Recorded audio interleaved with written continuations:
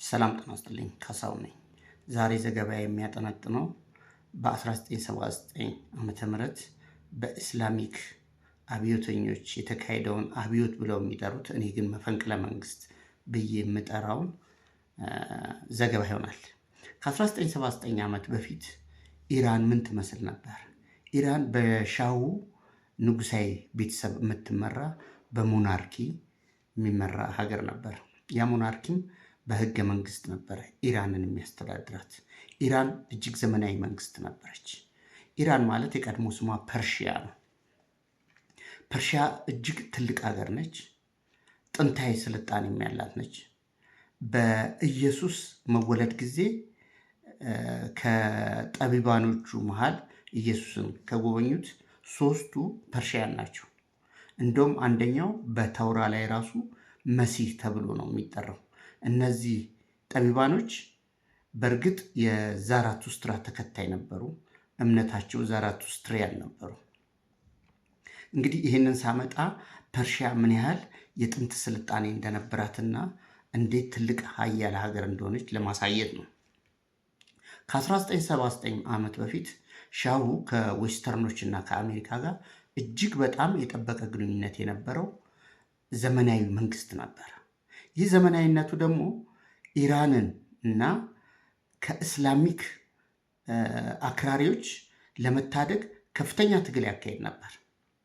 በስተመጨረሻ ግን አፄ ኃይለ ሥላሴ ላይ የፈጸሙትን ሸፍጥ በኢራን ንጉስ በሻሁ ላይ ዌስተርኖች እና አሜሪካኖች ፈጽመውታል። ያ ምንድን ነው? ሁልጊዜ አንድን ሀገር ከበታተኑ በኋላ እንደፈለጉት መበዝበዝ እንችላለን በሚል ስሌት በብዙ ሀገር ላይ ብዙ ሸፍጥና ሜስ ፈጥረዋል።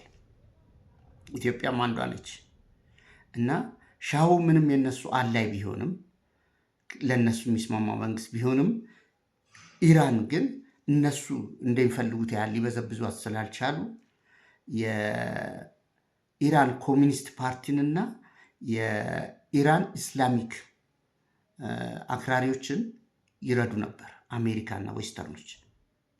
በስተመጨረሻ በጣም እስላሚክ ሪቮሉሽነሪስት ነን ብለው ራሳቸውን የሚጠሩት የእስላም አክራሪዎች አያቶላዎች ስልጣኑን ተቆጣጥረዋል።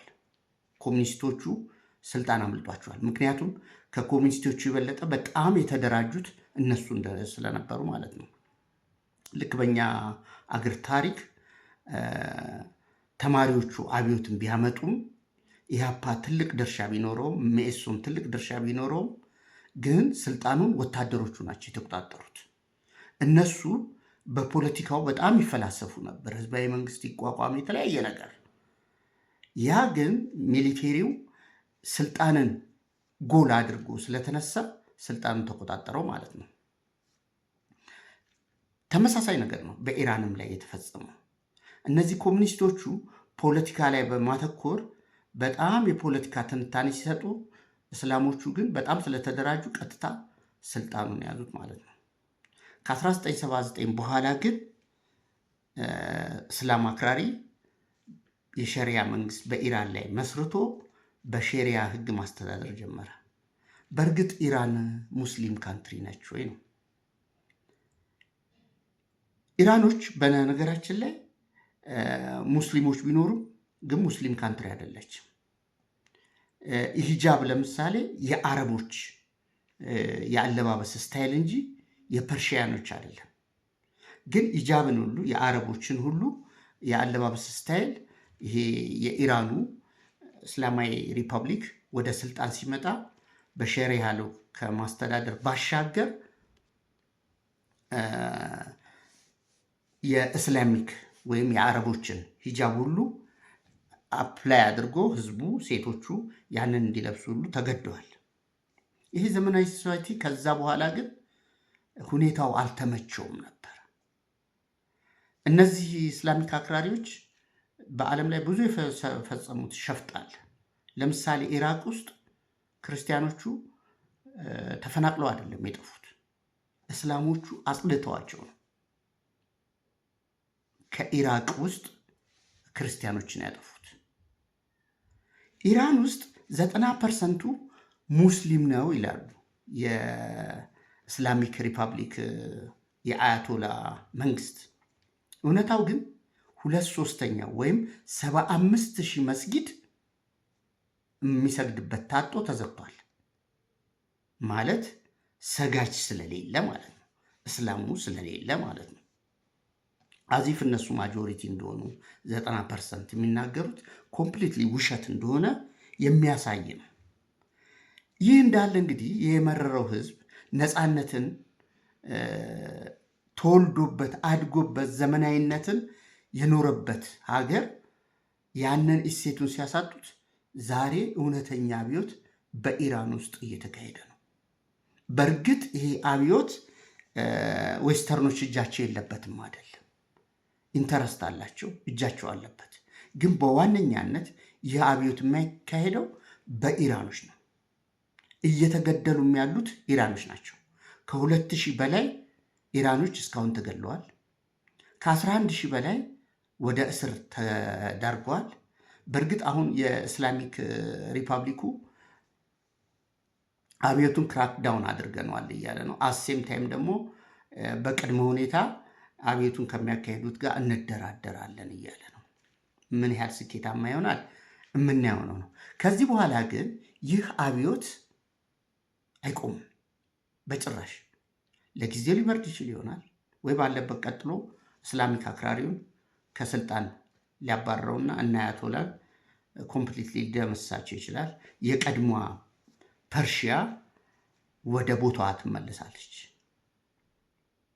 ምክንያቱም ይህ የህዝብ ጥያቄ ስለሆነ ማለት ነው። ህዝብ ሁልጊዜ አሸናፊ ነው። የተከፈለ መስዋዕትነት ይከፈላል። አዘ ኤንድ ኦፍ ዘ ዴይ ግን ፕሪቬል የሚያደርገው ህዝብ ነው። ህዝብ ማጆሪቲ ስለሆነ ማለት ነው። ህዝብን ልጨርሰው አትችልም። በተወሰነ ጊዜ ለተወሰነ ታይም ክራክዳውን ልታደርገው ትችላለህ። ኮምፕሊትሊ ግን ሊያጠፉት አይችሉም። ስለዚህ አሁን